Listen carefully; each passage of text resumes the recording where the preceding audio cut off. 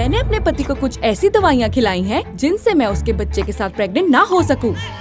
हर दूसरे आदमी की तरह हावर्ड को भी बच्चे चाहिए थे।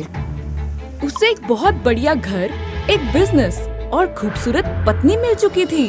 हालांकि टेस्ट के रिजल्ट्स बद से बदतर होते चले गए। मुझे माफ कर देना जान, शायद कुछ अलग करने का समय आ गया है। मैंने अपने पति को डोनर बनने के लिए किसी और आदमी को चुनने का मौका दिया। और आप जानते हैं, हावर्ड को ये आइडिया बहुत पसंद आया।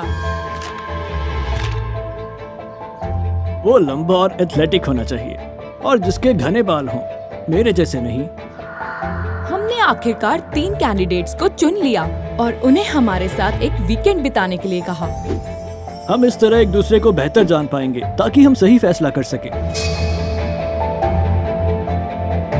हावर्ड को पता भी नहीं था कि मैं पहले से ही इनमें से किसी एक के बच्चे के साथ प्रेग्नेंट थी। उस रात हमने उन तीनों आदमियों को डिनर पर बुलाया। मैंने देखा कि मेरे पति को उनमें से एक पसंद आ चुका था, सैम, जो कि एक बॉक्सर था। ऐसा होना ही था क्योंकि हावर्ड एथलेटिक नहीं था। क्या तुम मेरे बेटे को भी ये बॉक्सिंग टेक्निक सिखाओगे? नहीं जान, ये सही नहीं है। तुम उस आदमी को चुनोगे जिसके बारे में मैं बताऊंगी। जब कॉकटेल्स का समय आया तो मैंने सैम के ग्लास में खून पतला करने वाली गोलियां डाल दी, जिससे वो बहुत जल्दी नशे में आ गया। 3 ग्लास पीने के बाद वो मुश्किल से ही खड़ा हो पा रहा था। अरे हावर्ड, मेरे एब्स पर मारो, डरो मत छोटे। मुझे जो चाहिए था हो गया, क्योंकि हावर्ड को शराबी बिल्कुल पसंद नहीं थे। अगर हमें एक शराबी से ही बेटा चाहिए होता तो हम टेक्सास वाले तुम्हारे चाचा को ही डोनर बना लेते। हावर्ड ने उसी वक्त सिक्योरिटी को सैम को बाहर निकालने को कहा। माफ करना बॉक्सर, अगर तुम्हें बुरा लगा हो। बाद में जब मेरा पति सो गया तो जो मुझे पसंद था मैं उसे मिली, जिस आदमी पर मैं फिदा हो गई थी। जब मैं उसके साथ थी तो मैं सब कुछ ही भूल गई और हावर्ड को डाइनिंग रूम में आते सुन ही नहीं पाई। क्रिस्टीना, मैं उठा तो तुम वहाँ नहीं थी। तुम क्या कर रही हो? मैंने उसे कहा कि मैं एक परेशानी के कारण सो ही नहीं पाई। हमारे पास अब 2 ही कैंडिडेट्स बचे थे, इसलिए मैंने उनमें से एक के साथ इंटरव्यू करने का सोचा। मैंने देखा जब बॉक्सर गया तो तुम कितने परेशान थे, लेकिन मैक्स को भी बहुत बढ़िया मसल्स हैं। मैंने इन्हें छुआ है। हाँ, मैक्स का शरीर परफेक्ट था। वो मेरा फिटनेस कोच था।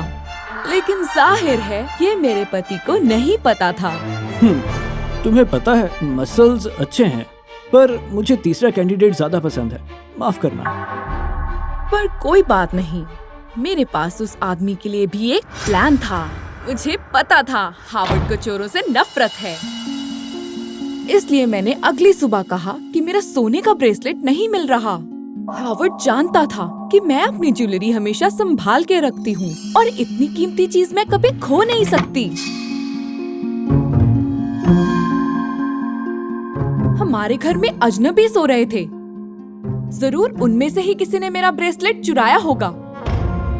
मेरे पति ने उसी वक्त ढूंढना शुरू कर दिया। सिक्योरिटी और नौकर उन कैंडिडेट्स के कमरों में घुस गए और हाउसकीपर को उस कमरे में ब्रेसलेट मिला जहां जॉन रह रहा था। ब्रेसलेट मिलते ही उसने हमें बुला लिया।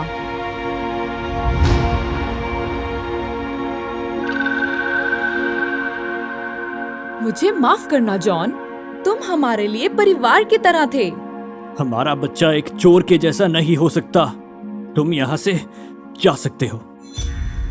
उसके बाद बस एक कैंडिडेट ही बचा था, मेरा मैक्स। हम जीत गए। अब जब मेरा बच्चा होगा तो वो मैक्स की तरह ही दिखेगा और मेरे पति को कोई शक भी नहीं होगा। मैंने उसी वक्त डोनर पेपर्स पर साइन किए और मैक्स को गले लगाने के लिए भागी। 1 मिनट रुको, क्या तुम देखना चाहोगी तुमने किस पर साइन किए हैं? हावर्ड ने मुझे बताया कि वो मुझे तलाक दे रहे हैं और साइन करने के बाद मुझे कुछ नहीं मिलेगा। अपने फिटनेस कोच को लेकर दफा हो जाओ यहाँ से। मुझे समझ नहीं आया कि उसे सब कुछ पता कैसे चला। पता चला कि जवान और हैंडसम आदमियों को देखने के बाद उसे इतना बुरा लगा कि वो भी वर्कआउट करने मेरे फिटनेस क्लब चला गया था। तभी उसने वहाँ दीवार पर मैक्स की तस्वीर देखी। मुझे पता चल गया कि तुम दोनों एक दूसरे को काफी समय से जानते हो और ये सारी कास्टिंग बस दिखावे के लिए है। हावर्ड ने मुझे घर से निकाल दिया और उसके पैसों पर भी मेरा कोई हक नहीं रहा। उसने अपना इलाज अच्छे डॉक्टर से करवाया और एक पिता बनने का अपना सपना पूरा कर लिया। रही मैक्स की बात, जब मैं गरीब हो गई तो उसने मुझे छोड़ दिया और दूसरी लड़कियों को डेट करने लग गया।